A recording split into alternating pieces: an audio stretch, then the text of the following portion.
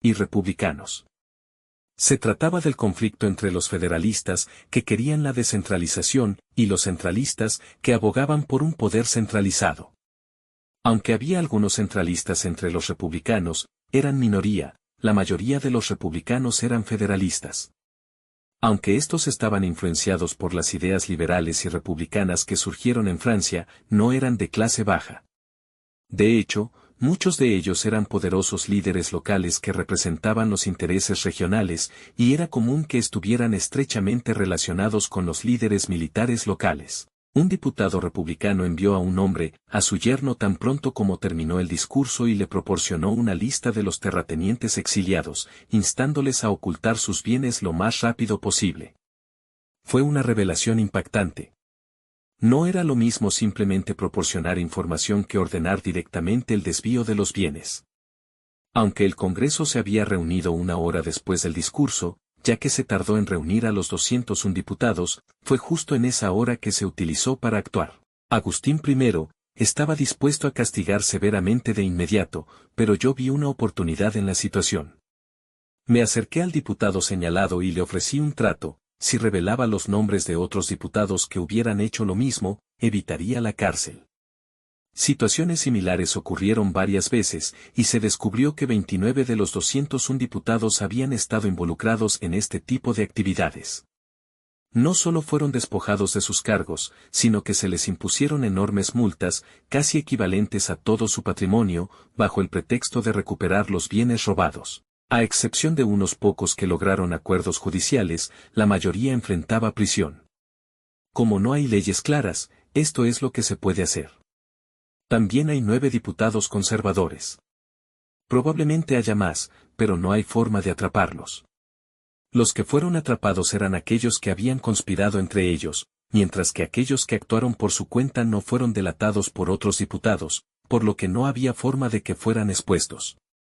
El número de haciendas en México cuyos almacenes estaban vacíos no era de solo 29 casos. Probablemente hubo muchos más que lograron ocultarlo con éxito. No hay remedio. Aún así, este incidente acelerará la emisión de la moneda. Así es. La emisión de nuevas monedas de plata estaba avanzando sin problemas.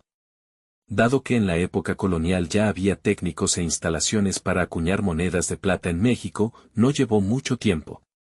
Con la plata confiscada de las propiedades, el mineral de las minas y la plata extraída, se estaban acuñando monedas con el rostro de Agustín I. Normalmente, este tipo de nueva moneda carece de confianza, pero el gobierno contaba con una gran cantidad de bienes que podían intercambiarse por plata, lo que hacía que, desde el principio, se usara sin problemas. El problema era que no había suficiente plata. Y republicanos. Se trataba del conflicto entre los federalistas, que querían la descentralización, y los centralistas, que abogaban por un poder centralizado. Aunque había algunos centralistas entre los republicanos, eran minoría, la mayoría de los republicanos eran federalistas. Aunque estos estaban influenciados por las ideas liberales y republicanas que surgieron en Francia, no eran de clase baja. De hecho, muchos de ellos eran poderosos líderes locales que representaban los intereses regionales, y era común que estuvieran estrechamente relacionados con los líderes militares locales. Un diputado republicano envió a un hombre, a su yerno tan pronto como terminó el discurso y le proporcionó una lista de los terratenientes exiliados, instándoles a ocultar sus bienes lo más rápido posible. Fue una revelación impactante. No era lo mismo simplemente proporcionar información que ordenar directamente el desvío de los bienes. Aunque el Congreso se había reunido una hora después del discurso, ya que se tardó en reunir a los 201 diputados, fue justo en esa hora que se utilizó para actuar. Agustín I estaba dispuesto a castigar severamente de inmediato, pero yo vi una oportunidad en la situación. Me acerqué al diputado señalado y le ofrecí un trato: si revelaba los nombres de otros diputados que hubieran hecho lo mismo, evitaría la cárcel. Situaciones similares ocurrieron varias veces, y se descubrió que 29 de los 201 diputados habían estado involucrados en este tipo de actividades. No solo fueron despojados de sus cargos, sino que se les impusieron enormes multas, casi equivalentes a todo su patrimonio, bajo el pretexto de recuperar los bienes robados. A excepción de unos pocos que lograron acuerdos judiciales, la mayoría enfrentaba prisión. Como no hay leyes claras, esto es lo que se puede hacer. También hay 9 diputados conservadores. Probablemente haya más, pero no hay forma de atraparlos. Los que fueron atrapados eran aquellos que habían conspirado entre ellos, mientras que aquellos que actuaron por su cuenta no fueron delatados por otros diputados, por lo que no había forma de que fueran expuestos. El número de haciendas en México cuyos almacenes estaban vacíos no era de solo 29 casos, probablemente hubo muchos más que lograron ocultarlo con éxito. No hay remedio. Aún así, este incidente acelerará la emisión de la moneda. Así es. La emisión de nuevas monedas de plata estaba avanzando sin problemas. Dado que en la época colonial ya había técnicos e instalaciones para acuñar monedas de plata en México, no llevó mucho tiempo. Con la plata confiscada de las propiedades, el mineral de las minas y la plata extraída, se estaban acuñando monedas con el rostro de Agustín I.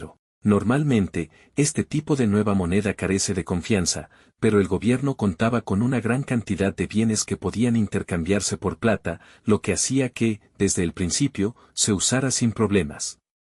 El problema era que no había suficiente plata. De Luisiana. Si dejamos esas tierras desocupadas, se instalarán y reclamarán que les pertenecen.